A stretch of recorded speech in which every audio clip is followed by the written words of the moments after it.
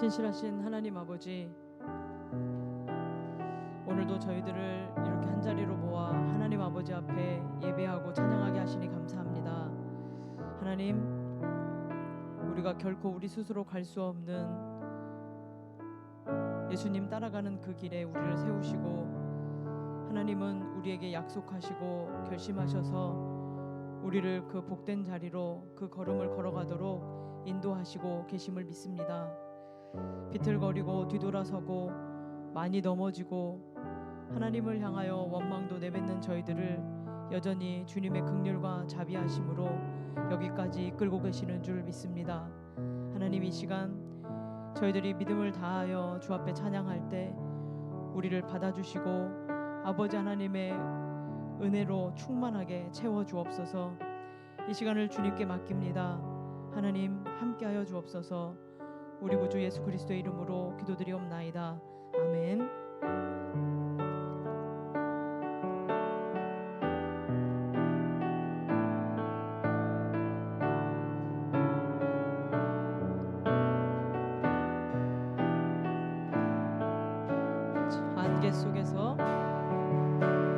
안개 속에서 주님을 보내 아무도 없을 것 같던 그곳에서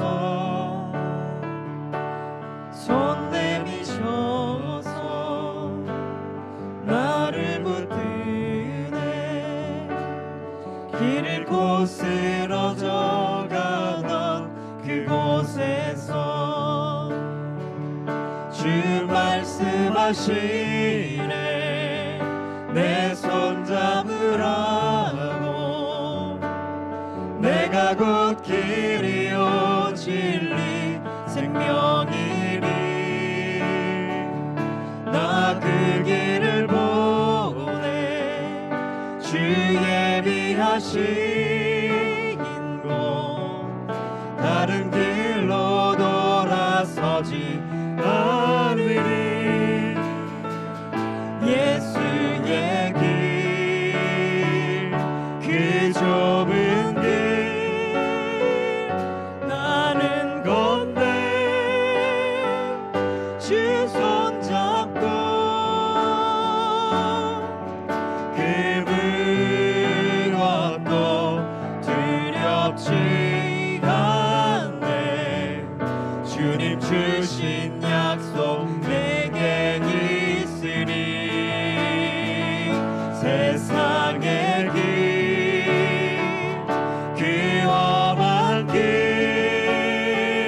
승리하네 성령으로 그 무엇도 바라지 않네 저 하늘에 내 소망 있으니 다시 한번 할까요? 안개 속에서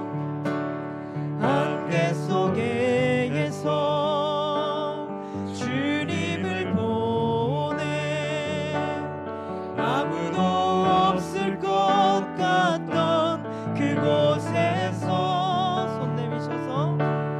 손 내미셔서 나를 붙드네 길 잃고 쓰러져 가던 그곳에서 주 말씀하시네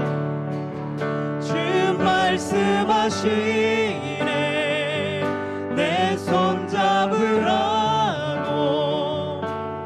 내가 곧 길이요 진리 생명이니 나 그 길을 보내 주 예비하신 곳 다른 길로 돌아서지 않으리 예수의 길 그 좁은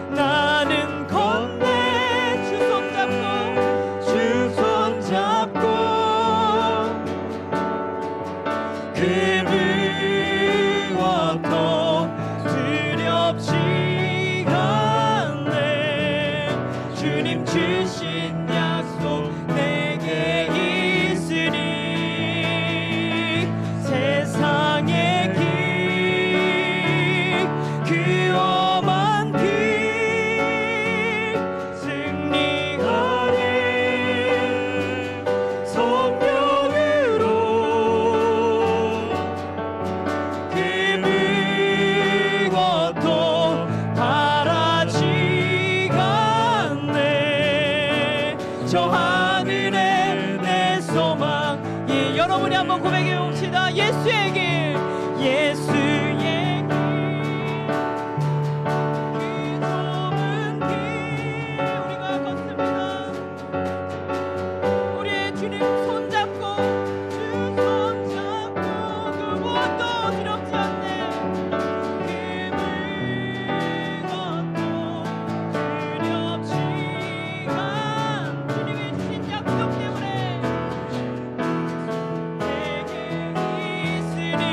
세상의 길, 세상의 길,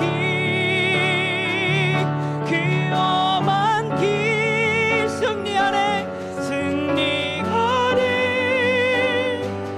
성령으로 그 무엇도 바라지 않네. 그 무엇도 바라지 않네. 저 하늘에 내 소망 있으니 주네 아버지, 주 내가 아버지 주님의 크신 팔로, 크신 팔로 날 덮으시네. 주는 내 큰 능력, 변함없이 우리를 일으키시네. 주네 아버지, 주 내가 아버지 크신 팔로 날 덮으시네. 주는 내 큰 능력, 변함없이 우리를 일으키시네. 주의 손 날 붙드시네. 영원한 피난처 되시네. 깊어진 한숨 속에도 변함없이 우리를 일으키시. 다시 한번 우리 고백할까요? 주의 손 날 붙드시네.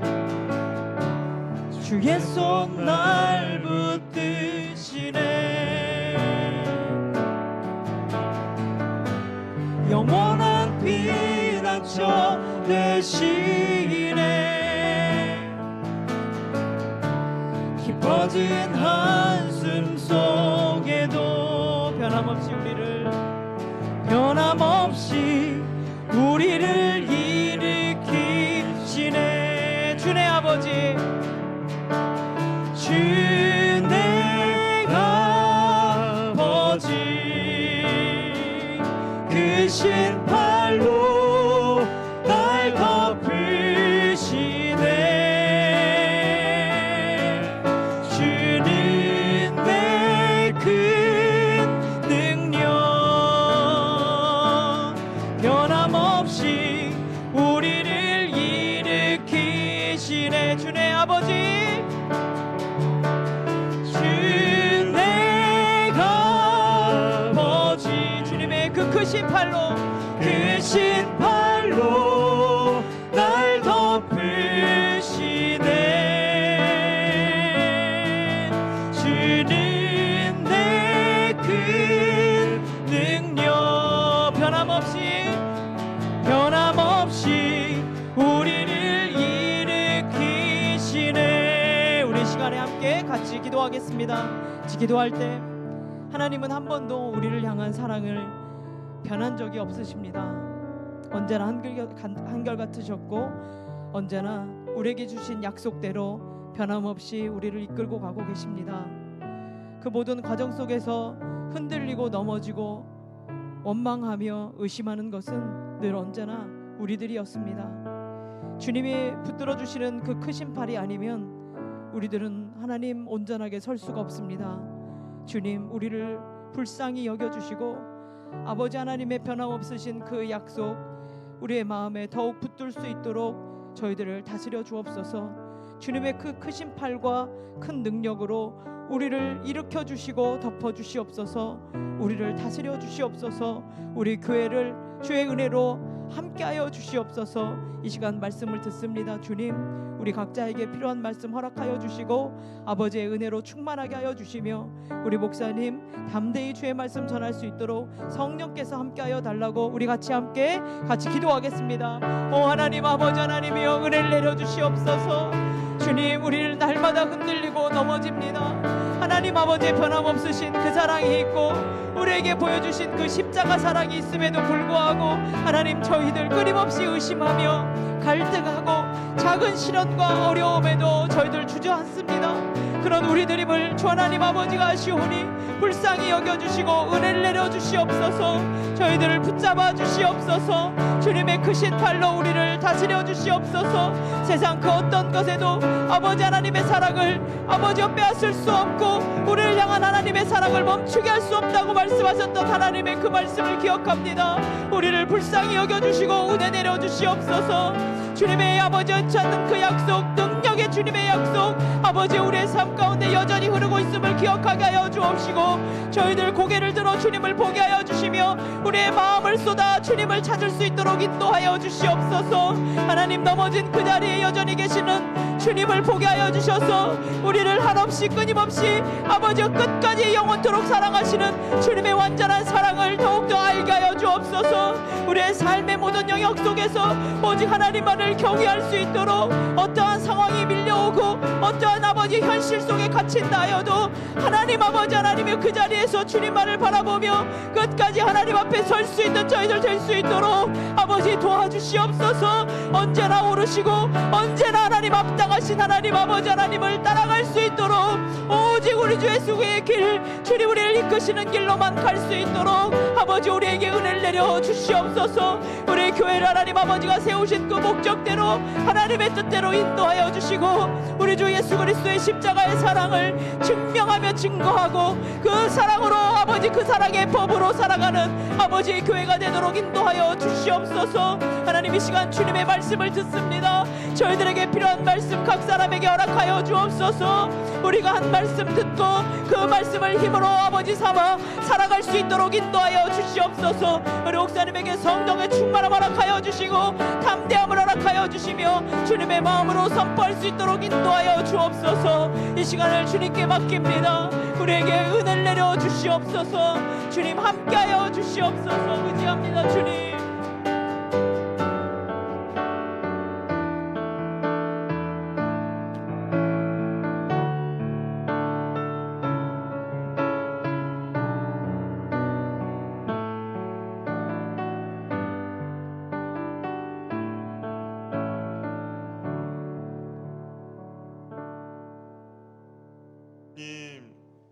오늘도 주께서 우리를 지켜주시고 보호하여 주시고 인도해 주심에 진심으로 감사드립니다. 하나님, 피곤한 몸을 이끌고 주님을 사모하여 주의 말씀을 듣고자 또한 주 앞에 기도하고자 나왔사오니 우리를 긍휼히 여겨주시고 불쌍히 여겨주셔서 하나님의 그거 놀라운 은혜들 우리에게 베풀어 주옵소서. 하나님, 말씀을 들을 때 우리의 마음이 열리게 하여 주시옵시고 말씀 가운데 순종하며 나아갈 수 있도록 우리의 믿음을 더하여 주시고 말씀을 통하여서 우리의 삶이 변화될 수 있는 귀하고 복된 시간 되도록 주께서 함께하여 주시옵소서. 우리의 간절한 기도 제목을 가지고 주 앞에 부르짖을 때 우리의 기도 가운데 귀를 기울여 주셔서 응답하시는 주님을 경험하며 만나는 귀하고 복된 시간 되도록 함께하여 주시옵소서. 사랑 많으신 예수님의 이름으로 기도합니다. 아멘. 광고 말씀 드리겠습니다. 어성경 구약 수료증 신청을 받습니다. 그래서 우리 3회 이상 결석 안 하셨다라고 생각하시는 분들은 이 수료증 신청해 주시면 수료증이 나가고요.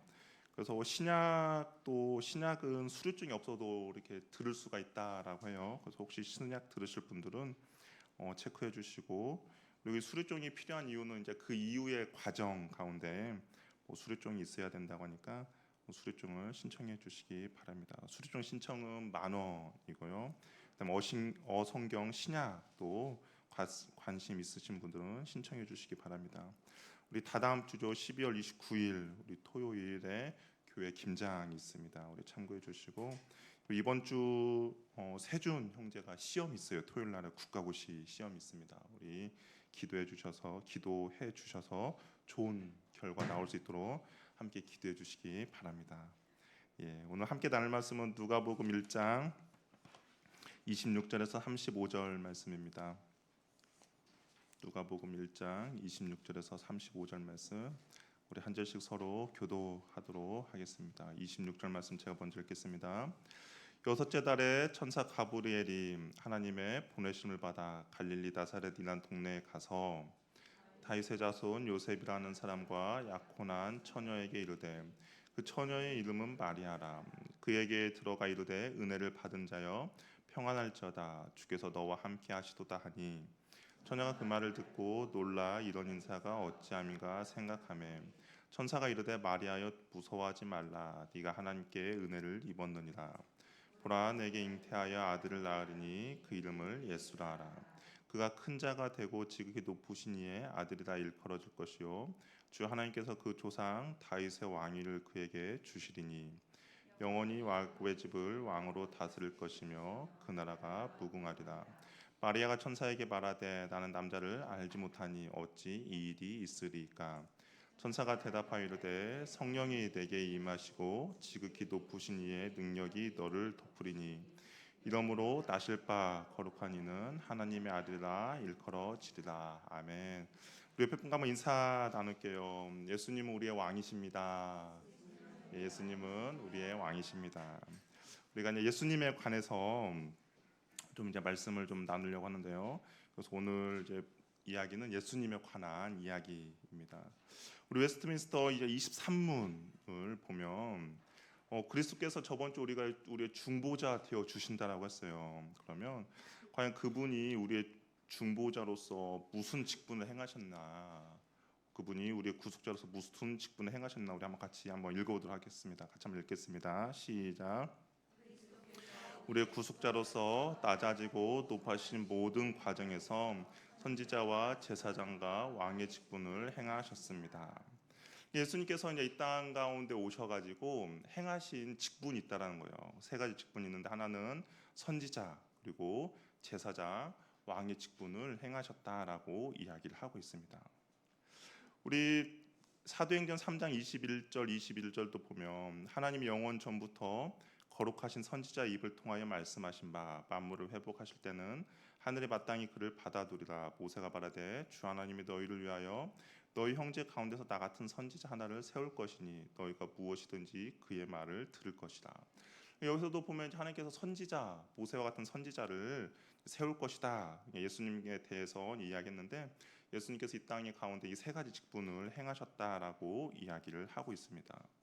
예수님께서 구약에서 예표된 이 세 가지 직분을 가지셨는데 구약에서 선지자와 제사장과 왕은 특징이 하나 있죠. 어떤 특징이면 기름 부음을 받는다는 특징이 있습니다.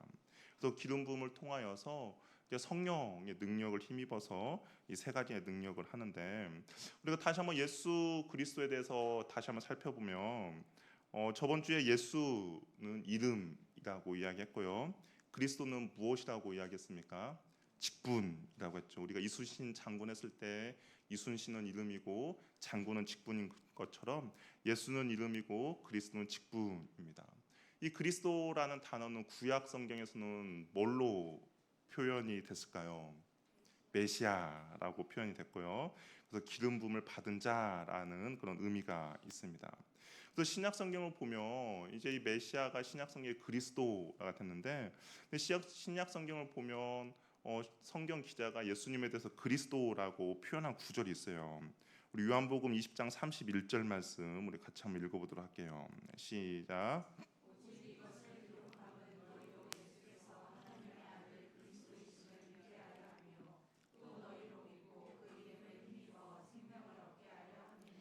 요한이 요한복음을 기록한 목적에 대해서 이렇게 말하고 있어요.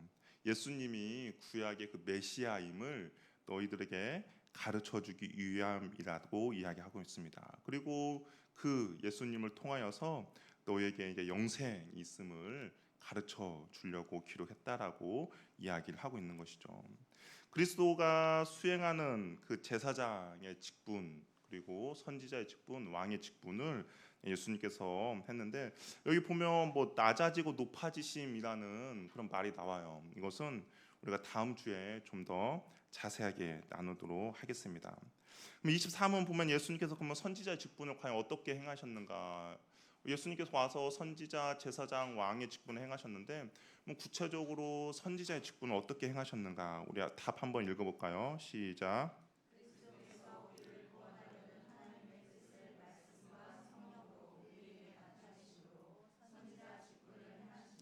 예, 여기 보면 그리스도께서 예수님께서는 우리를 구원하려는 하나님의 뜻을 말씀과 성령으로 우리에게 보여주셨다라고 이야기를 하고 있습니다. 그래서 신명기 18장 18절 보면 아까 모세가 우리가 사도행전에서 읽은 것처럼 나와 같은 선지자 한 명을 세울 것이다 라는 것이 이미 신명기에서 이야기하셨고요. 우리 요한복음 15장 15절을 보면 선지자는 하나님의 말씀을 전하는 사람이잖아요. 근데 요한복음 15장 15절도 보면 예수님께서 나는 아버지께 들은 것을 너에게 알게 한다라고 이야기하고 있습니다. 그러니까 내가 뭐 말하고 싶은 것을 임의적으로 말하는 것이 아니라 하나님께서 나에게 주신 것을 너에게 전했다라고 이야기를 하고 있는 것이죠. 우리 선지자, 구약에서 선지자는 어떤 역할을 했냐면 하나님을 대신해서 백성들에게 나온 사람들이 바로 선지자입니다. 그러니까 하나님의 입장에서 하나님의 말씀을 전하는 거죠. 그렇다면 제사장은 어땠을까요? 제사장은 백성들의 입장에서 하나님 앞에 나아가는 그런 사람들이었습니다.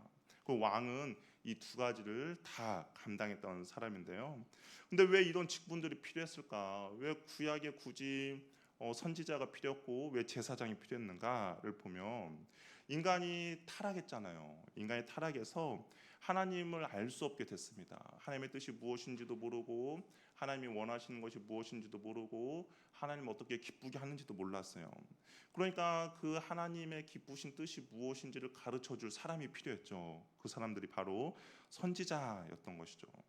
또 제사장 직분은 어떻습니까? 제사장도 마찬가지죠. 우리가 타락해서 더 이상 하나님 앞에 나갈 수가 없었어요. 하나님을 더 이상 교제를 할 수 없는 상황이었습니다. 그런데 어떻겠습니까? 제사장이 그 길을 열어준 거죠. 제사를 통하여서 임시적으로 하나님을 만날 수 있는 그런 길을 열어준 것이 바로 제사장이 했던 일입니다. 그리고 왕은 무엇일까요? 왕은 하나님의 말씀에 순종할 능력을 상실해서 정말 어떻게 살아갈지 모르는 그런 백성들에게 왕이 필요했고 그리고 왕이 되어주심으로 하나님의 백성답게 살아갈 수 있도록 지켜주신 것이 바로 이 왕의 역할이었다는 것입니다. 그래서 예수님께서 이 세 가지 직분을 감당하셨어요. 그러면 구체적으로 선지자 직분을 어떻게 감당하셨냐면 우리가 선지자라고 하면 보통 뭐라고 이야기합니까? 예언자라고 이야기하죠. 이 예언자를 한자로 표현하면 예자가 예전에도 한번 이야기했는데 무슨 예자라고 제가 이야기를 했었나요? 혹시 기억나십니까? 우리가 보통 예언자 하면 미래 일을 이야기하는 그런 미리 예자를 사용한다라고 생각하는데 근데 여기서 예언자라고 할 때는 이 미리 예자가 아니라 맡길 예자를 쓰는 겁니다. 그래서 우리가 은행에 돈을 맡길 때 뭐라고 합니까? 예금이라고 하죠. 돈을 맡긴다는 예금인 것처럼 이 예언자라고 하는 것은 하나님의 말씀을 맡은 자들이라는 의미가 있는 것이죠. 미래를 말하는 사람들이 아니라 하나님의 말씀을 맡아 전하는 사람들이 바로 예언자라고 할 수 있습니다.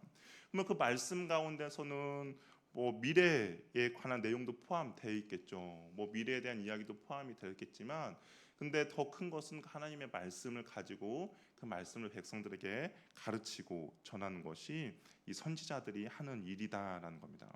그래서 선지자는 자신의 뜻을 자신의 생각을 백성들에게 전하면 안 됐어요. 하나님의 뜻과 하나님의 말씀만 온전히 전해야 했습니다. 그래서 예레미야 14장 14절 말씀 한번 볼까요? 거짓 선지자들에 대해서 하나님께서 뭐라고 말씀하시는가? 예레미야 14장 14절 말씀 한번 읽어보겠습니다. 시작.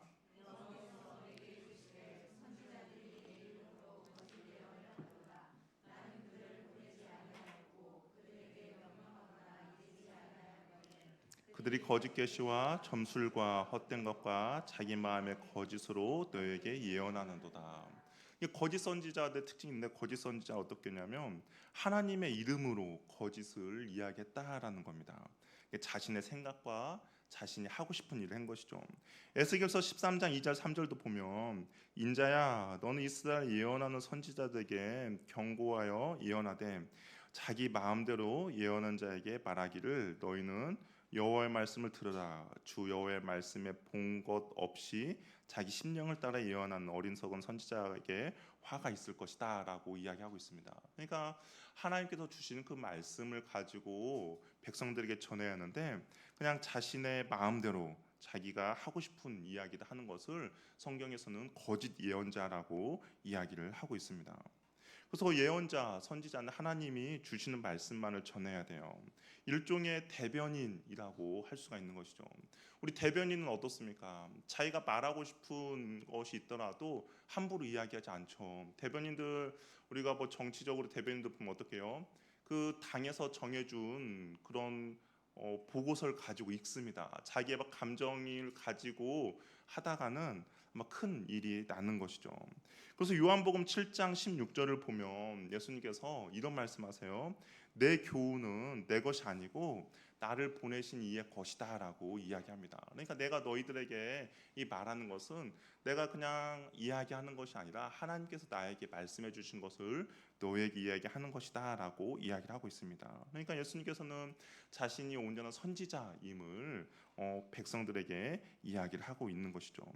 그래서 선지자는 시대의 악함을 고발했어요. 그러니까 그 시대가 하나님의 뜻 가운데 온전히 서 있지 못했을 때 선지자들이 그것을 고발했습니다. 부정한 왕이나 공직자들의 경고를 했습니다. 그래서 하나님의 뜻 가운데 온전히 갈 수 있도록 왕이라든지 그 고위직에 있는 사람들에게 하나님의 말씀을 전한 것이죠. 우리 다윗이 잘못된 길로 갔을 때도 어떻게 됐습니까? 나단 선지자가 그에게 가서 하나님의 뜻을 온전히 전했던 것이죠. 모든 선지자의 사역은 결국에는 하나님의 뜻이 무엇인지를 전하는 그런 사역을 하는 것인데, 근데 궁극적으로 하나님의 뜻은 무엇일까? 우리가 오늘 읽었던 그것을 보니까 구원하려는 하나님의 뜻이라고 이야기하고 있습니다. 그러니까 하나님께서 궁극적으로 우리에게 바라는 것은 하나님의 구원을 온전히 이루어가는 것이 하나님의 큰 뜻이라는 것이죠. 그러니까 잘못된 길로 가는 사람들에게 올바른 길로 가도록 해주고, 하나님의 말씀 가운데 순종하지 못하는 사람들에게 순종할 수 하는 것이 결국에는 하나님의 큰 구원 안에 들어있는 그러한 내용이라고 이야기를 하고 있습니다. 그래서 예수님께서는 자기 스스로를 선지자라고, 그렇게 우리가 요한복음이라든지 복음서를 보면 그렇게 이야기를 하고 있어요. 그러면 선지자로서 하나님의 뜻을 과연 어떻게 전하셨을까? 하나님의 뜻을 과연 그 구원을 관한 하나님의 뜻을 어떻게 전하셨을까를 보면 예수님이 직접 말씀이 되셨죠. 우리가 요한복음 보면 태초에 말씀이 계시니라라고 시작하죠. 그 말씀을 통하여서 직접 말씀으로 이스라엘 그 백성들에게 말씀이 되어 주셔서 우리에게 하나님의 뜻을 가르쳐 주시고 보여 주셨습니다. 그리고 또한 우리가 지금 마태복음 산상수훈을 보면 예수님께서 이렇게 말씀하시죠. 나는 너희에게 이르노니라고 이야기합니다. 그러니까 직접 그 하나님의 뜻이 무엇인지를 직접 백성들에게 예수님께서는 가르쳐주고 있는 것이죠. 하늘의 모든 비밀을 다 알고 계신 예수님께서 우리들에게 하나님의 뜻과 하나님의 말씀을 직접 우리들에게 가르쳐 주셨습니다. 예수님의 그렇다면 이 가르침, 선지자 역할을 공생의 기간만 했을까? 어떻습니까? 예수님께서 선지자 역할을 공생의 기간만 하고 있을까? 라고 생각할 때 아니다라는 거예요. 우리가 저번에 예수님의 그 인성이 이 땅 가운데 있을 때만 인성을 갖고 있었던 것이 아니라 지금 하나님 보좌 우편에 앉아 계심에도 인성을 취하고 있는 것처럼 예수님의 선지자 역할도 마찬가지라는 거예요. 선지자 역할도 그냥 공생의 기간 동안만 하나님의 뜻을 온전히 우리에게 가르쳐 주었느냐라고 했을 때 아니다라는 겁니다. 예수님께서는 공생의 기간에만 말씀을 전한 것이 아니라 지금 하나님 보좌 우편에 앉아 계셔서도 우리들에게 말씀하고 있다라는 것이죠. 그렇다면 예수님께서는 지금 우리에게 어떻게 말씀하고 계실까요? 성경과 성령을 통해서 우리에게 말씀하고 있다라는 겁니다. 성령의 감동으로 성경이 기록되었죠.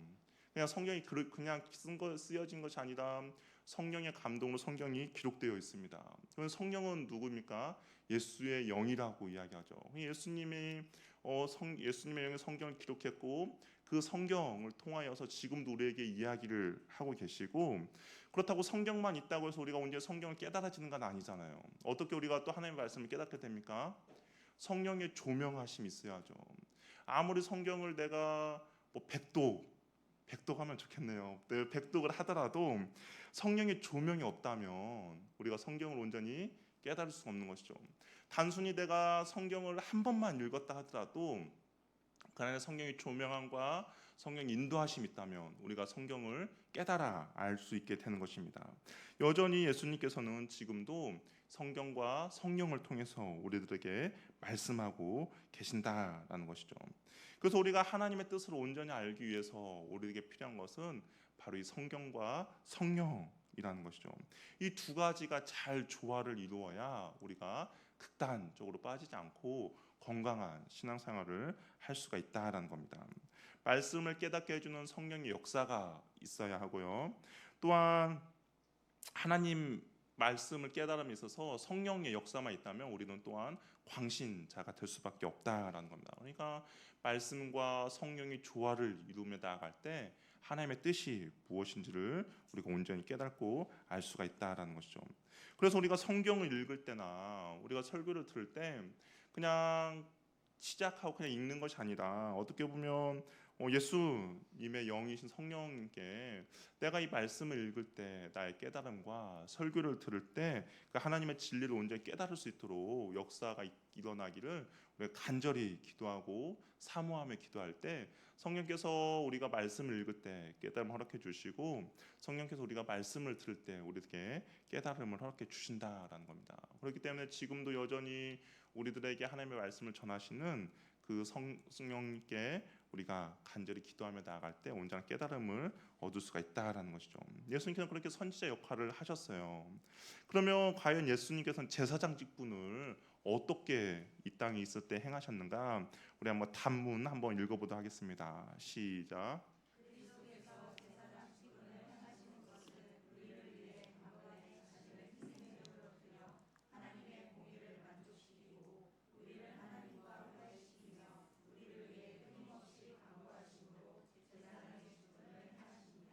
여기서 중요한 것은 단번에 자신을 희생 제물로 드렸다라는 겁니다.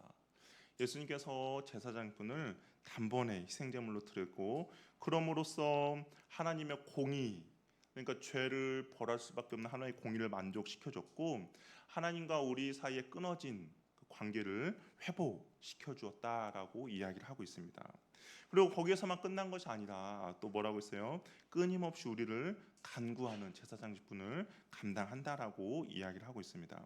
히브리서 9장 14절 말씀 우리 한번 같이 읽어보도록 할게요. 히브리서 9장 14절 말씀 읽겠습니다. 시작.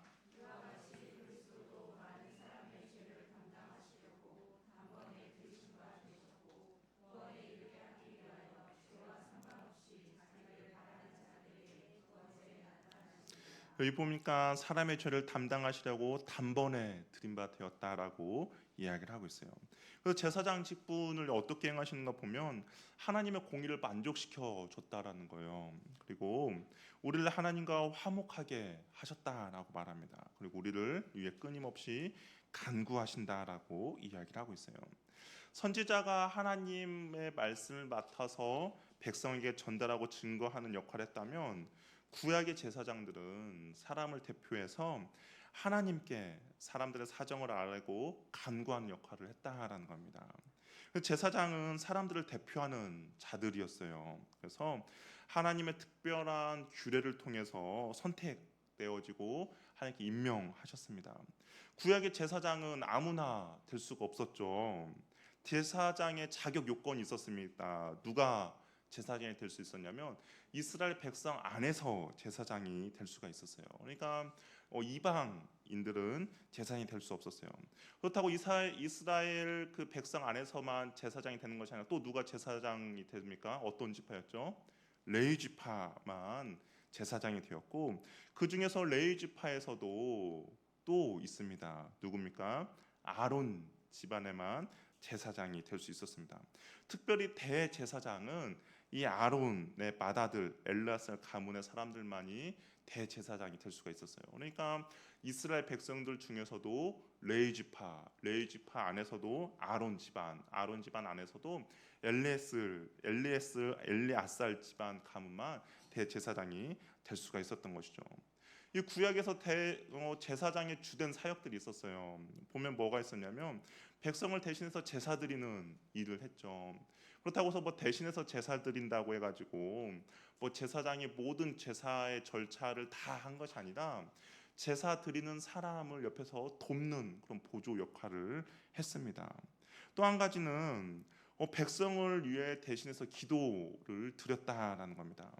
우리가 보면 성소에 가면 이 향이 있습니다. 향을 피운다는 것은 우리가 기도를 상징하거든요. 그래서 제사장의 일 중에 하나가 백성을 위해서 기도하는 그런 일들을 했던 것이고, 또 한 가지 이 제사장이 했던 일 중에서 특별히 대제사장이 했던 일 중에 또 한 가지는 백성을 위해 축복 기도하는 거였어요.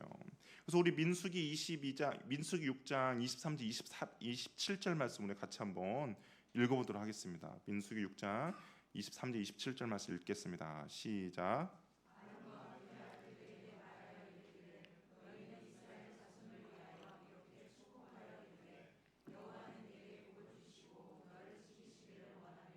여호와는 그의 얼굴을 내게 비추사 은혜 베푸시기를 원하며 여호와는 그 얼굴을 내게로 향하여 드사 평강 주시기를 원하노라 할지니라. 그들은 이같이 내 이름으로 이스라엘 자손에게 축복할지니 내가 그들에게 복을 주리라. 대제사장 하나님께서 모세에게 명령했어요. 아론을 통하여서 이렇게 축복하라고 이야기하라라고 하면서 하나님의 축복을 이렇게 기도하라고 했습니다. 그때 하나님께서 뭐라고요? 내 이름으로 이스라엘 자손에게 축복할지니 내가 그들에게 복을 줄 것이다라고 이야기했습니다. 그러니까 제사장의 역할 중에 백성을 축복하는 것이 있다라는 것이죠. 특별히 대제사장은 특별히 한 가지 더 일이 있었는데 그것은 무엇이냐면 1년에 한 번 지성소로 백성들의 죄를 가지고 하나님 앞에 나아가는 그런 일을 했습니다. 그래서 백성들이 지었던 그 1년 동안의 죄를 하나님께 사함을 받는 대속죄의 그 제사를 하나님께 드린 것이죠. 제사장이 가슴판에 12지파 이름이 새겨진 12보설 차고 대속죄일을 가지고 피를 가지고 지성소에 들어가서 이스라엘 백성의 죄를 사하는 그런 일들을 제사장이 했던 것입니다. 그런데 우리가 이제 이런 질문이 생길 수도 있죠. 예수님께서는 대제사장 되셨다고 했잖아요. 그렇죠? 그럼 예수님은 어느 지파 사람이었습니까? 예수님 어느 지파 사람이었죠? 레위 지파? 아니요. 어느 지파였습니까? 다윗이 어느 지파였죠? 유다 지파였잖아요. 그렇죠? 그러면 예수님께서 어떻게 그러면 대제사장이 되셨을까? 혹시 그런 거 생각 안 해보셨습니까? 그냥 성경에 기록되어 있으니까 우리는 무조건 아멘 하고 믿으셨나요? 아니면 예수님은 유다 지파인데 왜 성경에서 예수님을 왜 대제사장이라고 하셨을까? 아까 제사장이 되기 위해서는 레위 지파 그 중에서도 아론의 자손이었는데 아무리 예수님의 족보를 봐도 아론은 등장하지 않습니다. 그런데 그럼에도 불구하고 예수님께서 어떻게 대제사장이 되셨을까? 우리가 이것을 이해하려면 히브리서를 봐야 돼요. 히브리서 읽다 보면 한 인물이 등장합니다. 어떤 인물이 등장할까요? 멜기세덱이라는 사람이 등장을 해요. 그래서 멜기세덱을 보면 아론 계열의 제사장이 아니에요. 그런데 멜기세덱 반열의 제사장이 있었다고 기록하고 있습니다. 그래서 예수님께서는 이 멜기세덱의 반차를 따르는 제사장이 곧 예수님이다라고 히브리서는 이야기하고 있어요. 그래서 히브리서 6장 20절 말씀 한번 읽어볼까요? 시작.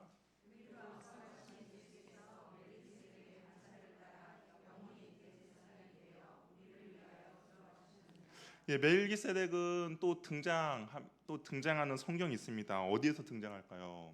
창세기에서 등장해요. 창세기에서 아브라함이 조카 롯을 구해서 올 때 이때 이제 멜기세덱이 등장하거든요. 근데 멜기세덱은 아론 계열의 제사장 아니라 왕직을 겸임했습니다. 그래서 멜기세덱은 아브라함 시대 살렘 왕이라고 그렇게 부르고 있어요. 그리고 또한 제사장직은 어떻게 보면 생존할 때만 그렇게 감당할 수 있는 그런 거였는데, 멜기세덱은 어느 집안 사람인지 어느 족보 가족도 없고 시작도 끝도 없고 영원히 존재한다라고 히브리서에 기록되어 있습니다. 우리가 이 멜기세덱 이야기하니까 막 어렵잖아요. 그렇죠? 멜기세덱이 뭔가. 근데 히브리서 기록한 기자도 말해요. 너희들이 깨달음이 없기 때문에 멜기세덱에 대해서는 더 이상 이야기하지 않겠다라고 이야기합니다. 예, 다 아는 거죠. 그래서 우리가 그냥 알려주는 것까지만 보면 멜기세덱을 그래서 우리가 하나님 아들 예수 그리스도와 동일한 사람이라고 보고 있는 것이죠. 그러니까 레위 지파가 아론의 계열이 아님에도 불구하고 예수님께서 대제사장의 역할을 하셨다라는 겁니다. 예수님께서 이 대제사장의 역할을 과연 어떻게 수행하셨는가? 우리 제사장의 가장 큰 역할은 제사를 드리는 거잖아요. 죄 문제를 해결해 주셨다라는 겁니다. 이 제물이 죄 있는 사람 대신 형벌을 받음으로써 우리의 죄가 이제 사해지는 것처럼 나의 죄를 우리가 어린 양에게 전가시키죠. 그러면 우리가 그 제물의 흠 없음이 나에게 오고 나의 죄는 그 제물에게 넘어가는 것처럼 우리가 그런데 이제 이것을 쭉 보면 예수님이 우리가 그 어린 양 되신다라는 것들을 우리가 성경을 보면 알 수가 있습니다. 그래서 구약의 제물은 흠없는 짐승이었는데 이것이 신약에 봐서 그냥 세례 요한이라든지 아니면 뭐 베드로 전서 같은데 보면 예수님에 대해서 세상 죄를 지고 가는 하나님의 어린 양이도다라고 세례 요한이 고백을 하고 있고, 베드로 전서 같은 경우에는 하나님의 어린 양, 흠없고 점없는 어린 양이라고 이야기하고 있습니다. 그러니까 흠이 없으신 그분이 우리를 대신해서 십자가에 죽으신 것이죠. 그리고 그분의 흠 없음이 우리들에게 온전히 전가된 것을 우리가 볼 수가 있습니다. 그래서 예수님은 영원히 단번에 우리의 죄가 용서받을 수 있도록 자신을 하나님 앞에 온전히 드려졌고, 예수님이 드린 제사는 영원하고 단 한 번으로 완성되어졌습니다. 그렇기 때문에 우리가 더 이상 이제 동물 제사를 드릴 필요가 없는 거죠. 예수님께서 이 모든 것들을 다 완성했기 때문인 거죠. 더 이상 양을 잡을 필요도 없고 더 이상 짐승을 바칠 필요도 없습니다. 그리고 이 제사의 결과로 인하여서 어떤 일들이 벌어졌냐면 하나님의 진노가 멈췄어요.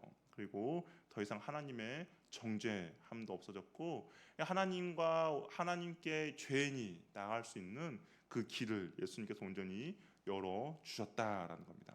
그러니까 예수님께서는 대제사장으로서 하나님 앞에 나갔고 또한 그가 스스로 제물이 되셔서 하나님 앞에 온전히 드려진 것을 우리가 볼 수가 있는 것이죠.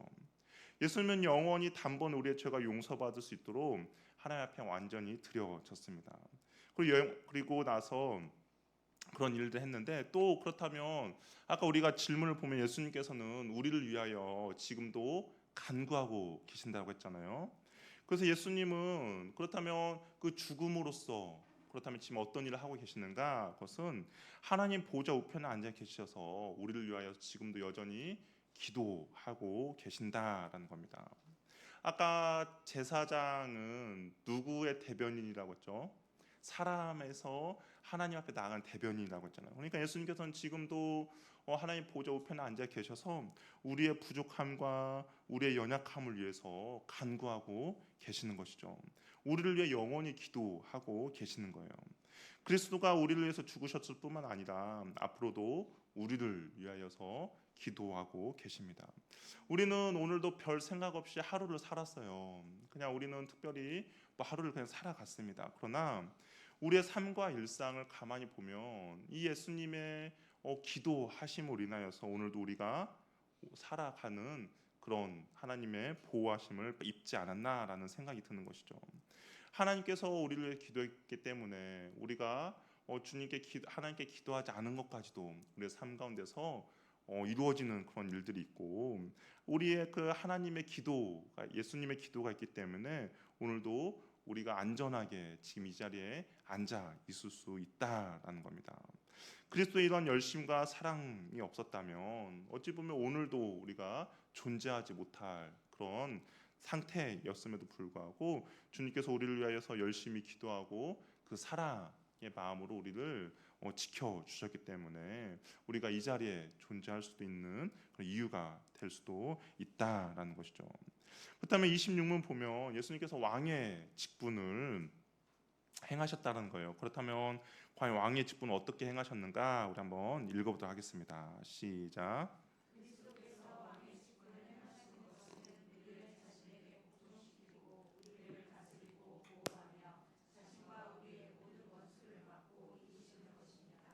여기 보면 왕의 직분을 행함으로 우리를 자신에게 복종시켰다라는 거예요. 그리고 우리를 다스리시고 보호하시고 자신과 우리의 모든 원수를 막고 이기게 해주셨다라고 이야기를 하고 있습니다. 우리 이사야서 33장 22절 말씀 같이 한번 읽어보도록 할게요. 시작.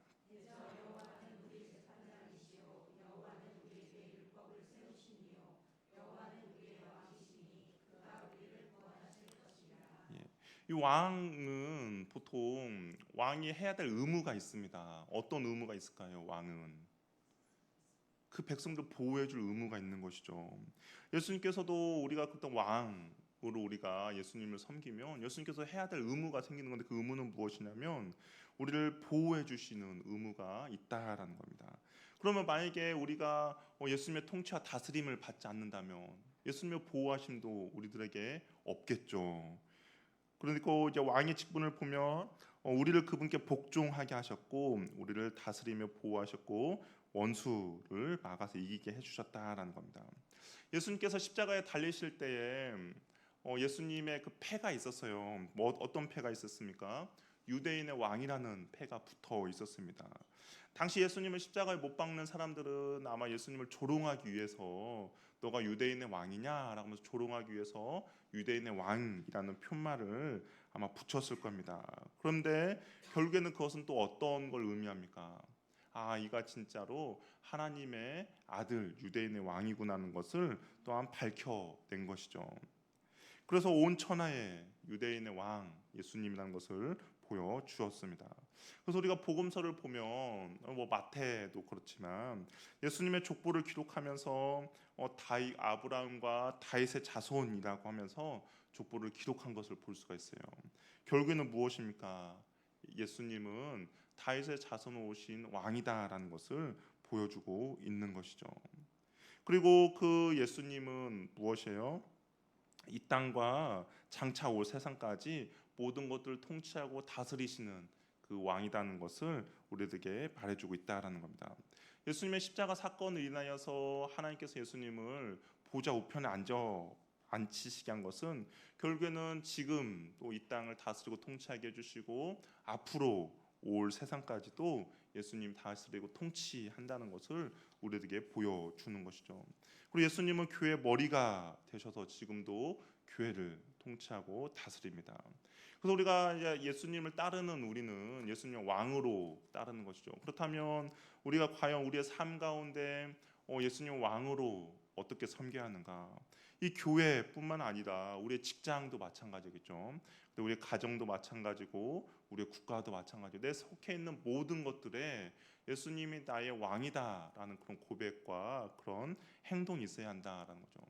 어떤 사람은 시간에 있어서는 내 자신이 시간을 마음대로 사용하는 사람도 있어요. 또 어떤 사람은 재정에 있어서 그럴 수도 있고요.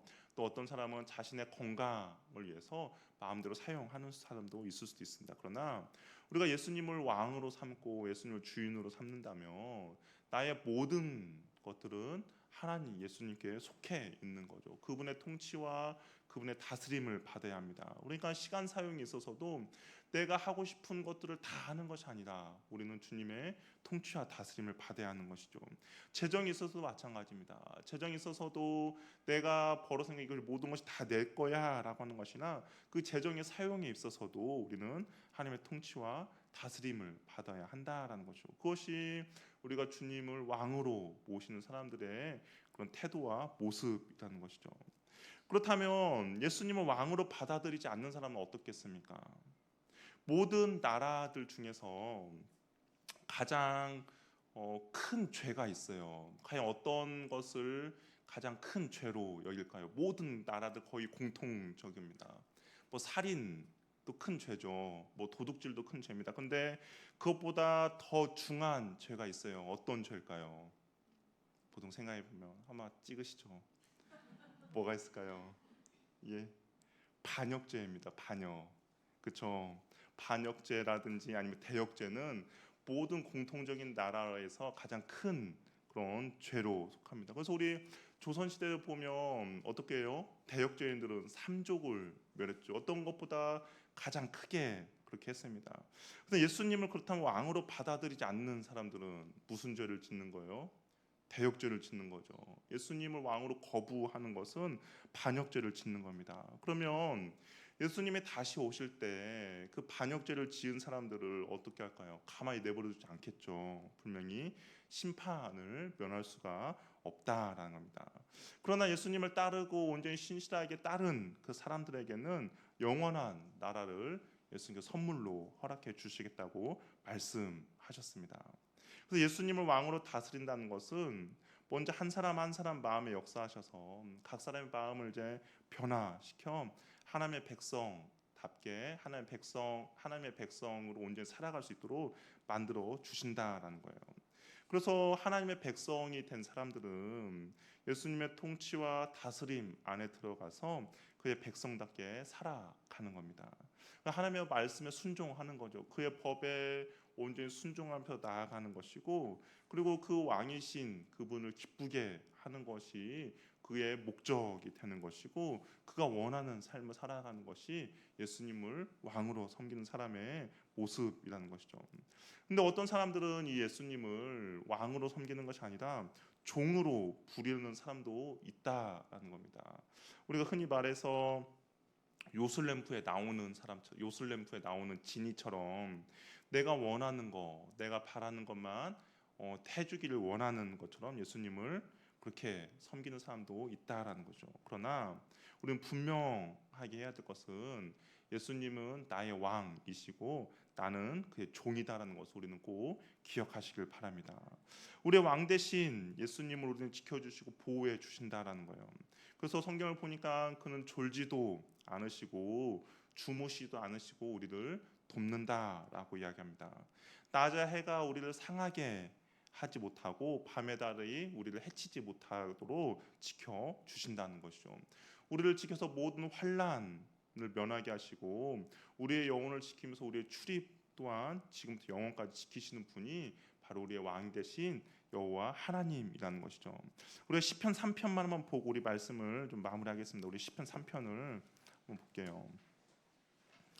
다윗이 하나님께 고백하는 건데요. 다시 이렇게 말해요. 여호와여 어찌 내 대적이 그렇게 많습니까? 라고 하나님께 묻습니다. 우리 1절에 보니까 여호와여 나의 대적이 어찌 그리 많은지요. 일어나 나를 치는 자가 너무나 많습니다. 라고 고백해요. 하나님 주변에 내 적이 너무나도 많습니다. 라고 이야기를 하는 겁니다. 그러나 이들을 막아주고 승케해 주시는 분이 바로 그리스도인데요. 여기 보니까 3절에 보니까 뭐라고 되어 있어요? 우리 3절 한번 읽겠습니다. 시작. 여호와여 주는 나의 방패시요 나의 영광이시요 나의 머리를 들이시는 다시입니다. 이 대적이 내 주변에 그렇게 많더라도 무엇이에요? 여호와께서 나의 방패가 되시고 나의 영광이 되시고 내 머리를 들어주시는 분이다라고 이야기하고 있습니다. 수천만 명의 적들이 나를 둘러싸여도 내가 두려워하지 않는 이유가 있다라는 거예요. 그 이유는 무엇이냐? 여호와 하나님이 계시기 때문이다라고 말하고 있습니다. 왕은 아까 말한 것처럼 그 나라를 보호해줄 의무가 있다라는 거예요. 왕이 해야 될 일인 것이죠. 우리가 하나님을 왕으로 섬기고 우리가 그를 왕으로 따를 때 주님께서는 우리를 지켜주시고 보호해 주신다라는 거죠. 우리가 그의 통치 안에 들어갈 때 우리는 그의 도우심을 받고 그의 보호하심을 받으며 나아갈 수가 있다라는 겁니다. 저 여러분 삶 가운데서 예수님 왕으로 이제 섬기는 그런 은혜가 있기를 바랍니다. 그럴 때 주님께서 우리를 보호해 주 통치해 주신다는 거죠. 우리의 삶에 힘듦과 어려움이 있을 때 그 주님의 도우심을 우리가 경험할 수 있다라는 겁니다. 오늘도 우리가 그 주님을 생각하면서 주님께서 나에게 주시는 은혜에 우리가 또한 감사하고 우리는 그 주님을 왕으로 섬기며 나가는데 부족함이 없는 저와 여러분이 되기를 바랍니다. 우리 함께 찬양하며 우리 한번 기도하는 시간 갖도록 하겠습니다.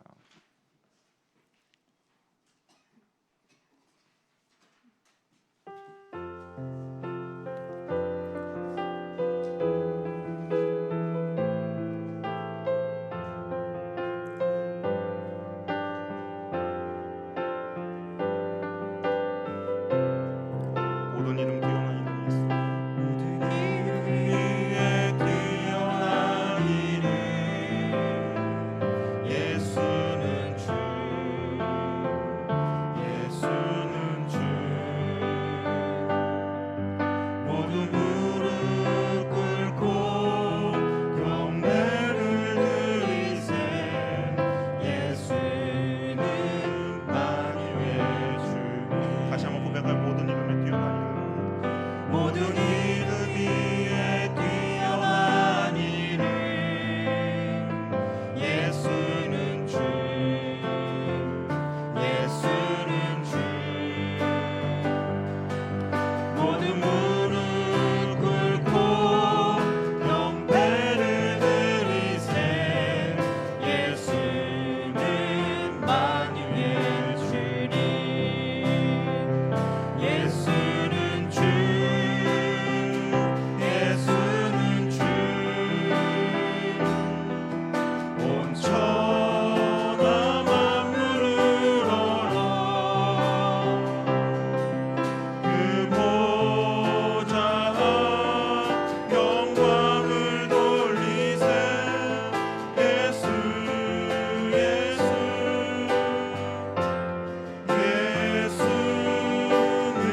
예수는 주. 예수는 주 예수는 주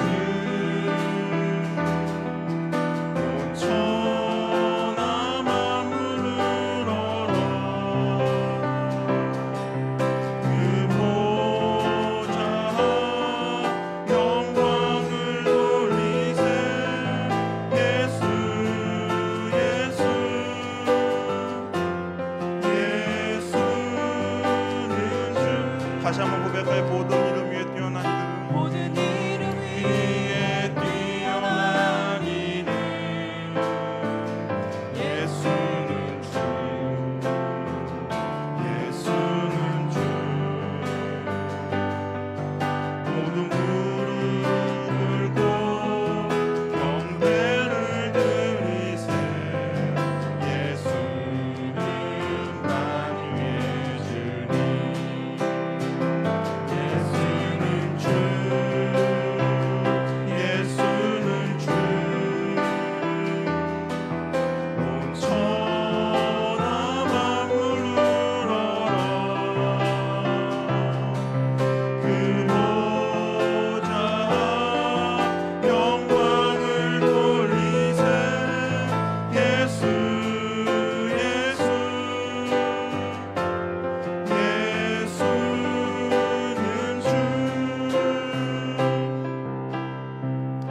예수님께서는 우리에게 하나님의 뜻이 무엇인지는 우리에게 가르쳐 주셨습니다. 말씀과 성경을 통하여서 하나님의 뜻이 무엇인지를 우리에게 말씀해 주시는 것이죠. 우리 시간 기도할 때 하나님, 내가 이 땅을 살아가면서 주님의 기뻐하는 일들을 온전히 감당할 수 있는 은혜를 우리에게 허락해 달라고. 그러기 위해서는 특별히 하나님이 무엇을 기뻐하시는지, 하나님의 뜻이 무엇이고 하나님이 원하시는 것이 무엇인지를 알아야 될 겁니다. 그렇다면 우리가 말씀과 성령의 조명하심이 있어야 되는 거죠. 우리 시간 기도할 때 하나님, 나에게 그러한 은혜를 허락해 달라고. 하나님의 뜻을 온전히 아는데 부족함이 없게 해주시고 주님의 뜻을 알았다면 내가 온전히 순종할 수 있는 믿음을 나에게 허락해 달라고. 기록된 주의 말씀을 통하여서 내가 나아갈 방향과 내가 나아갈 길을 온전히 밝혀주시고 또한 그것들을 깨달을 수 있도록 성령의 은혜를 나에게 허락해달라고, 성령의 충만함이 내 삶 가운데 넘칠 수 있게 해달라고 우리 한번 주님 앞에 간구하며 나가도록 하겠습니다. 주여, 하나님 우리에게 그런 은혜를 허락하여 주시옵소서. 하나님 하나님 우리가 주님의 뜻 하나님의 뜻이 무엇이고 하나님이 원하시는 길이 무엇인지 온전히 알 수 있는 그런 은혜를 우리에게 허락해 주시기 원합니다. 하나님 내가 그런 일들을 알기 위하여서 하나님 주의 말씀 가운데 귀를 기울일 수 도와주시고 하나님 내가 그런 뜻을 알기 위해서 주님의 뜻이 무엇인지 오냐 하는데 부족함이 없도록 주여 도와주시옵소서. 말씀의 능력이 내 삶 가운데 역사하기를 원합니다. 내가 오늘 말씀을 따라가는데 부족함이 없도록 도와주시옵시고 말씀이 온전히 깨달아 알아질 수 있도록 성령의 충만함 우리에게 삶 가운데 허락해 주시기 원하오니 주여 도와주시옵소서. 말씀과 성령으로 나를 붙들어 주셔서 하나님의 뜻 가운데 오늘 부족함이 없도록 도와주시기 원하오니 주여 그 은혜를 우리에게 허락하여 주시옵소서. 하나님의 은혜를 온전히 붙들어 주시기 원합니다. 하나님의 그 은혜 하나님의 뜻과 순종하며 나가는데 부족함이 없도록 항상 우리에게 말씀하여 주시고 우리에게 역사하여 주시옵소서.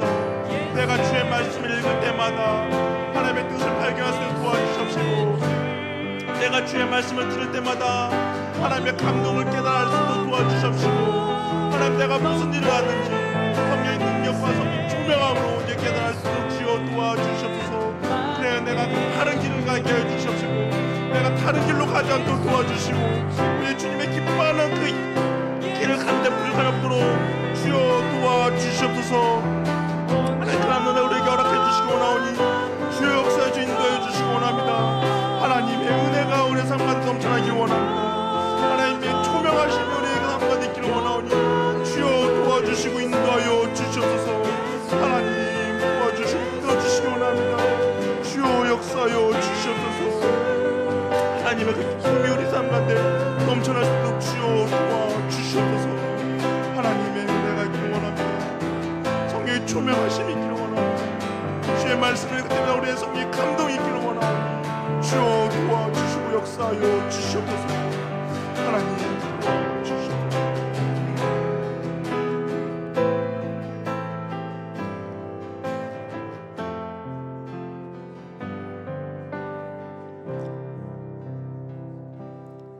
예수님께서는 지금도 우리를 위하여서 기도하고 계시는 것이죠.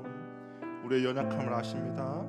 우리의 필요를 아시고 또한 내가 어떤 어려움에 처했는지도 아시고 그리고 내가 어떤 힘듦이 있는지도 아신다라고 이야기하고 있습니다. 우리 시간 기도할 때 하나님 그 주님의 은혜가 내 삶 가운데 온전히 넘쳐나게 해달라고 하나님의 긍휼하심과 하나님의 자비하심이 내 삶 가운데 있게 해달라고 그래서 이 힘듦과 어려움도 주님의 도우심으로 잘 극복해 나갈 수 있게 해달라고 이 고난 가운데 있더라도 이 고난이 오늘 우리 말씀처럼 나를 단련하시고 나를 연단해서 내가 순금처럼 다시 나타날 수 있게 태어날 수 있게 해달라고 이 보이지 않는 어둠의 터널 끝에 계시는 그 주님을 믿음으로 바라보아 이 또한 힘듦과 어려움들도 잘 극복해낼 수 있게 해달라고 하나님의 도우심과 하나님의 기도하심으로 내가 다시 한번 승리케 해주시고 다시 한번 일어나게 해주시고 다시 한번 힘을 내서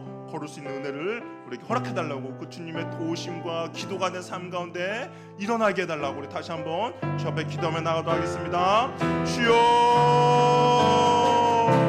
하나님 우리에게 은혜 베풀어 주시옵소서. 하나님이 질문에 또 우리를 위해서 기도하고 계신다고 합니다. 하나님께 우리를 위해서 간구하고 계신다고 합니다. 하나님 내가 그 주님의 도우심과 간구하심으로 내가 다시 한번 일어설 수 있는 힘을 나에게 허락하여 주시옵소서. 이렇게 우리의 힘듦과 우리의 아픔과 우리의 어려움을 아십니다. 하나님 주님 나의 모든 것들 아시오니 하나님 나에게 다시 한번 힘을 허락하여 주셔서 하나님의 도우심으로 내가 다시 한번 일어설 수 있도록 주여 도와주시옵소서.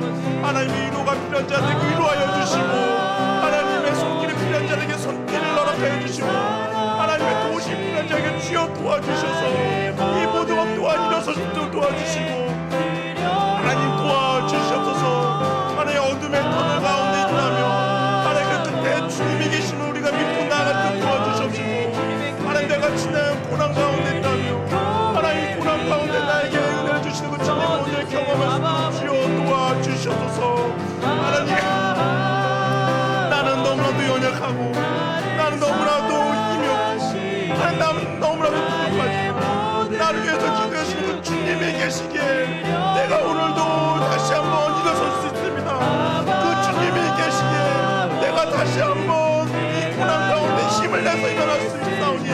하나님 나를 긍휼히 여겨주시고 나에게 도와주시옵소서.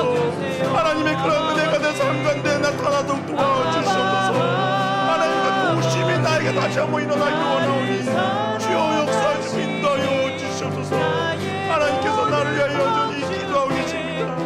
하나님께서 여전히 나를 위하여 간구하고 계십니다. 하나님께 간구하며 내가 내 삶 가운데 넘쳐나기를 원합니다. 그 하나님의 도우심이 내 삶 가운데 일어나기를 원하오니 주여 도와주시옵소서. 주여 인도하여 주시옵소서. 하나님 그 강구한 내 삶 가운데 역사하기를 원합니다. 하나님의 도우심이 내 삶 가운데 다시 한번 있기를 원하오니 주여 우리를 긍휼히 여겨주시고 불쌍히 여겨주시옵소서. 하나님의 이러한 사랑과 기도가 없다면 오늘 날 또한 존재할 수 없는 존재입니다.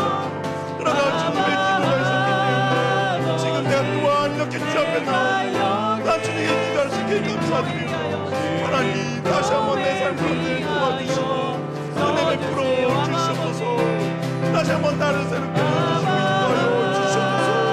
하나님 도와주시고 하나님 은혜 베풀어 주시고 나의 모든 것 주께 드려요. 아버지 내가 여기 있으니 주님 나라 위하여 서주세요. 나의 피난처 예수 의지해요. 나의 피난처 예수 의지해요. 나의 피난처 예수 의지해요. 나의 가는 길에 거센 바람 몰아쳐와도 나의 피난처 예수 의지해요. 나는 영원히 주님 사랑해요. 나는 영원히 주님 사랑해요. 나는 영원히 주님 사랑해요. 세상 어떤 것도 나의 사랑 끊을 수 없네. 나는 영원히 주님 사랑해요. 아버지 나를 사랑하시니 나의 모든 것 주께 드려요. 아버지 내가 여기 있으니 주님 영광 위하여 써주세요. 아버지 아버지 나를 사랑하시니 나의 모든 것 주께 드려요. 아버지 내가 여기 있으니 주님 영광 위하여 써주세요. 우리가 주님을 왕으로 삼으며 주님께서 우리를 보호하여 주시고 우리를 지켜주시고 모든 원수로부터 우리를 막아주신다라고 이야기합니다. 우리 시간 기도할 때 하나님 주님은 나의 왕이십니다. 나의 시간과 나의 재정과 우리 자녀와 또한 내가 있는 가정과 우리 교회와 모든 것들을 통치하고 다스리시는 주님은 나의 왕이십니다 라고 우리 한번 고백했으면 좋겠습니다. 우리가 온전히 주님을 왕으로 모셔야만이 우리 삶 가운데 주님의 보호하심과 인도하심 우리가 온전히 경험할 수 있는 것이죠. 내가 주님을 왕으로 모시지 않는데 주님이 어떻게 우리를 통치하시고 다스리시겠습니까? 하나님 주님께서 나의 모든 왕이시기 때문에 나를 지켜주시고 나를 보호하여 주시옵소서.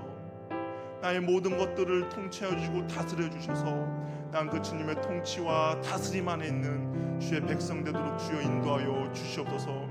내가 아직 주님께 온전히 올려드리지 못한 것이 있다며 하나님 이것 또한 내가 주님 앞에 온전히 내어드리며 이 모든 것들을 주 앞에 내려드오니 나를 다스려 주시고 인도하여 달라고 우리 주님 앞에 기도하며 나가도록 하겠습니다. 주여,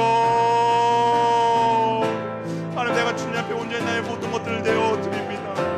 하나님, 혹시 내가 주님 앞에 내어드리지 못한 것이 있습니까?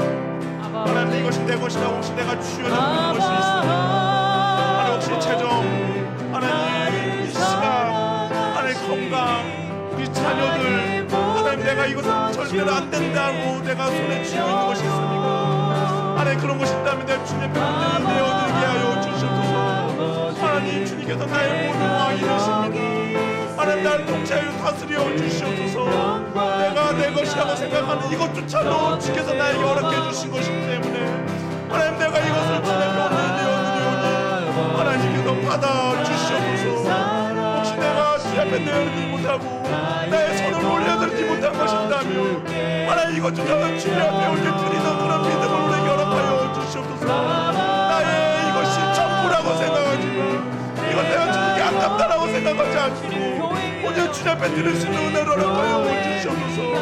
아버지, 이 모든 것도 주께서 나에게 허락해 주신 것이기 때문에 내가 이것 또한 주님 앞에 올려드립니다. 하나님, 주님께 기뻐 받아 주시옵소서. 하나님, 내가 손을 펴서 주님께 올려드리오니 주님께 나를 통치하시고 다스려 주시옵소서. 주님께서 나의 모든 것 되십니다. 하나님, 그런 고백을 하는 주의 자녀들도 도와주시기 원하오니 주여 도와주시옵소서. 혹시 주님 앞에 드리지 못한, 혹시 주님 앞에 내가 왕으로 내어드리지 못한 것도 있다면 하나님, 그것 또한 주님 앞에 내어드리는 은혜를 허락하여 주시옵소서. 하나님, 그 모든 것들 주 앞에 드린 주의 자녀들을 긍휼히 여겨주시고 불쌍히 여겨주시옵소서. 내가 주님을 왕으로 섬기기에 주님께서 나를 지켜주시고 보호하여 주시옵소서. 주님이 나의 왕이시기에 나를 오늘도 인도하여 주시기 원합니다. 하나님, 나의 대적된 너무나 많고 하나님, 나에게 힘든과 어려움이 일으켰을지라도 주께서 나를 지켜주시고 보호하여 주시고 인도하여 주시옵소서. 수만 명의 적들이 나를 둘러싸고 해왔을지라도 내가 두려워하지 않는 주께서 나의 왕이기 때문에 주께 나를 지켜주고 보호해 주시기 때문에 내가 그런 고백할 수 있사오니 주여 인도하여 주시옵소서. 하나님, 우리를 지켜주고 보호하여 주시옵소서. 나의 모든 것을 주 앞에 올려드리오니 주여 받아주시고 함께하여 주시옵소서. 주의 은혜가 내 삶과 논리 넘칠 수도 도와주시고 주의 은혜가 내 삶과 논리 넘칠 수도 도와주시기 원합니다. 주여 우리를 받아주시고 인도하여 주시옵소서. 하나님, 도와주시고 인도하여 주시옵소서. 이 모든 것들을 주 앞에 올려드리옵소서. 하나님, 도와주시옵소서. 하나님, 우리를 받아주시옵소서. 하나님, 모든 것을 주께 올려드리옵소서. 하나님, 모든 것들을 주님께 나의 주인님을 고백합니다. 하나님, 나의 다 된 것이 하나도 없사오니 주께서 나에게 다 주신 것이오니 하나님, 올려드리면 아깝지 않도록 도와주시고 하나님, 나에게 돌려드림을 우리가 바라보고 주여 도와주시옵소서. 하나님, 그런 은혜를 허락해 주시고 하나님, 그런 믿음을 우리에게 허락해 주시고 하나님, 주 앞에 내가 인정하며 나가오니 주여 인도하여 주시옵소서. 주여 도와주시옵소서. 우리 마지막으로 간절한 기도 제목들이 있습니다. 하나님의 도우심이 없으면 도저히 해결되지 않는 그런 어려움들일 겁니다. 우리 기도할 때 하나님, 주 앞에 부르짖을 때 우리의 부르짖음 가운데 응답하여 주시옵소서. 이건 주님의 도우심이 아니면 내가 도저히 할 수 없는, 해결할 수 없는 일이기에 주께 도우심을 구하며 나가오니 주여 긍휼히 여겨주시고 불쌍히 여달라고 우리의 간절한 기도 제목 가운데 하나님 역사하여 주시옵소서. 하나님 붙들어 주시옵소서. 하나님 개입하여 주시옵소서. 또한 우리 교회와 또한 우리의 기도가 필요한 지체들이 있을 것입니다. 하나님, 그들의 삶 가운데도 역사하여 주셔서 하나님의 도우심과 하나님의 인도하심을 허락하여 주시옵소서. 우리 마지막 주 앞에 우리의 간절한 기도 제목과 또 우리 옆에 있는 지체들을 위하여서 주여 한번 외치며 기도하며 나가겠습니다. 주여, 할렐루야, 내어줘 도와주시옵소서. 하나님, 우리 부르짖음 가운데 응답하여 주시옵소서. 하나님의 도우심